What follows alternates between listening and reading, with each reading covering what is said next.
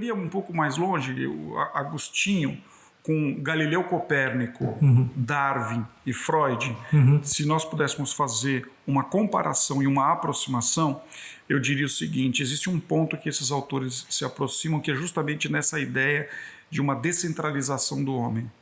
Então, já falei dessa descentralização produzida pelo Agostinho, e eu vou mostrar como isso se mostra no decorrer da história. Quem faz essa reflexão numa obra chamada Conferências Introdutórias à Psicanálise é um velho e bom psicanalista vienense, Sigmund Freud. Nesse texto, que eram conferências que ele ministrou para a comunidade médica, mas não só para a comunidade médica, a fim de divulgar um pouco mais sobre a sua grande invenção, que foi a psicanálise. E lá pelas tantas, nesse texto, ele fala de 3 feridas narcísicas. A primeira ferida narcísica, ela foi realizada por Copérnico. E aí eu trago o Galileu junto, porque o Galileu, na verdade, o que o Galileu faz é aprimorar a teoria do padre Copérnico, que é uma teoria heliocêntrica, né? Ou seja, o Sol está no centro do sistema. E por que isso fere o ego? Por isso fere o orgulho humano? Né? Justamente porque o que o Copérnico está dizendo é que o homem não é o centro do cosmos. Perfeito. O homem não é o centro do universo. Então, veja, imagina alguém que se vê como o centro, e aí que tem uma visão religiosa importante, porque existem passagens bíblicas nas quais o homem, a terra, ela é colocada no centro. Veja, o biblista, né? Aquele que escreveu, ele está usando do que havia de melhor naquilo que diz respeito às descobertas científicas da época, né, para escrever aquele texto. Então, o paradigma que imperava era o paradigma aristotélico-ptolomaico. Então, quando o Copérnico ele descentraliza o homem, de alguma forma ele está indo contra algumas passagens das Escrituras. Tem um salmo, se eu não me engano, o Salmo 97, diz o seguinte: a terra está firme e jamais tremerá. Então, a terra está no centro. Então, como pode as Escrituras não estarem de acordo com as leis da natureza? Veja, isso é uma coisa interessante, porque Galileu vai entrar nessa discussão, inclusive é uma discussão importante, com um padre chamado Copérnico, e o Galileu vai tentar sustentar a sua teoria e ele não consegue sustentar a teoria dele. Então, se a gente olha lá a luneta do Galileu, vê se enxerga alguma coisa, a gente não enxerga. Ele estava à frente do seu tempo. Então, se ele não consegue sustentar aquilo que ele dizia, o que a igreja solicitou é que ele ficasse calado. O silêncio obsequioso. É claro que isso por vezes é lido como a força da estrutura da igreja sobre Galileu, mas veja, depois de muita discussão, o Galileu ele é convidado a se calar, e claro, e se cala justamente porque ele poderia ter problemas. Os luteranos, por exemplo, diziam: por que a igreja não mata?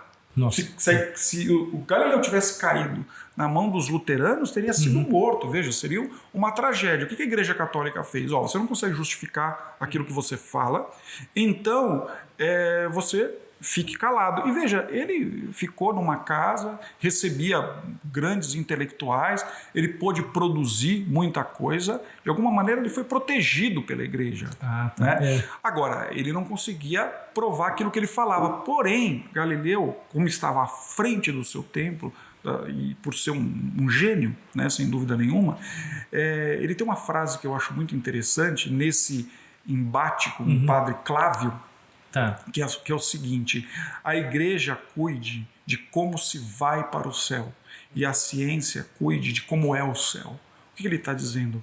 Olha, aquilo que está nas Escrituras, o livro revelado é diferente do livro da natureza. Perfeito, faz uma separação já. Separação. No meu modo de pensar, nós podemos entender o advento da modernidade como uma época de cisões. Para mim, o grande termo para entender a modernidade é cisão. Então, cisão, olha só, Galileu e igreja, entre fé e razão. Isso. Cisão entre igreja, Estado, olha só, cisão entre ciência e fé. Então, olha só, é um período, né, cisão dentro das igrejas, dentro do cristianismo, por exemplo, cisão entre luteranos, calvinistas, católicos. Perfeito. Olha só, é um momento de cisão. Eu acho que esse é um termo que, do ponto de vista histórico, ilumina o nosso pensamento naquilo que diz respeito ao advento da modernidade, né? Então, veja, essa seria a primeira ferida narcísica. A segunda ferida narcísica foi operada por Darwin. Porque o que o Darwin nos mostra é que, a partir da sua teoria, é que o homem ele é mais um animal entre outros animais. Veja, não estou dizendo aquela história que soa até mirim, né? Que o homem veio do macaco, nada disso. Porque Darwin também nunca disse isso. Ele disse que o homem ele vem de um ancestral comum, né? Em relação ao macaco. Exato. Então o homem e o macaco têm um ancestral comum. Mas veja, o que ele está dizendo é que o homem não é esse ser privilegiado. Ele é mais um animal entre outros animais. Perfeito. Então, veja, isso também fere, né? Também fere, porque o homem ele se coloca como o animal racional privilegiado. O Darwin está dizendo, olha, assim como uma abelha produz mel para sobreviver, o homem pensa. É uma questão, a razão ela imperou como uma forma de adaptação. Perfeito. O que existia antes é o antropocentrismo, né? Que é essa centralização do homem como centro de tudo, como mais importante, como mais... Pois é, então veja, o homem nesse caso é colocado na periferia. Veja que isso tem um cheiro de Agostinho, um cheiro agostiniano, né? Guardado as devidas proporções, tem um cheiro agostiniano. E por fim, o velho e bom Freud, que é aí onde eu queria chegar. O próprio Freud destacando que a psicanálise é também uma forma de ferir esse narcisismo humano no qual o homem se vê como senhor de todas as suas ações, de todos os seus pensamentos, né? Para o Freud há uma instância chamada inconsciente que determina as nossas ações, que por vezes nos impele a agir de uma determinada forma, né? E que comanda a nossa vida se nós não tomarmos cuidado. Então há uma necessidade de ficar atento a esses impulsos inconscientes. E ele vai dizer o seguinte, fazendo aquela velha comparação com o iceberg, né? Aquilo que a gente chama de consciência e que nós temos domínio é só a pontinha do iceberg. O inconsciente é algo gigantesco e que nos move. Né? Então ele está dizendo, o homem não é dono da sua própria casa, o homem não é dono do seu ego. Então a psicanálise de alguma forma fere esse narcisismo humano que se faz centro de si, se faz centro de todas as ações. Faz imaginar que está em controle de tudo. Pois o controle de tudo. Por exemplo, quando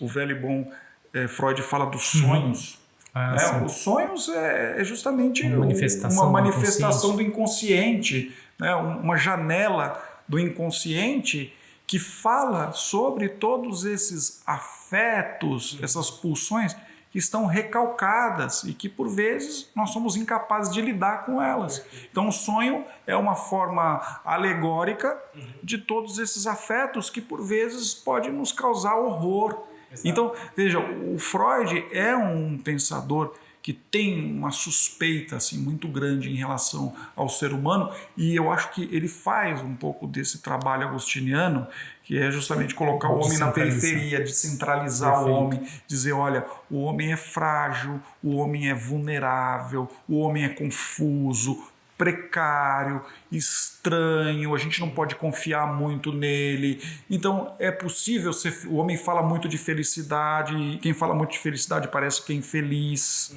Né? Freud ele fala justamente que a psicanálise ela tem um objetivo muito claro, que é passar da felicidade, da infelicidade neurótica, ele fala, para a infelicidade comum. Então ele está dizendo, a vida é difícil. Eu acho que é difícil mesmo. A vida, na maior parte do tempo, ela é difícil. Tem um poeta brasileiro chamado Mário Quintana, do Alegrete, que ele diz o seguinte, a vida é triste, o mundo é louco. Eu acho que ele tem razão. É verdade.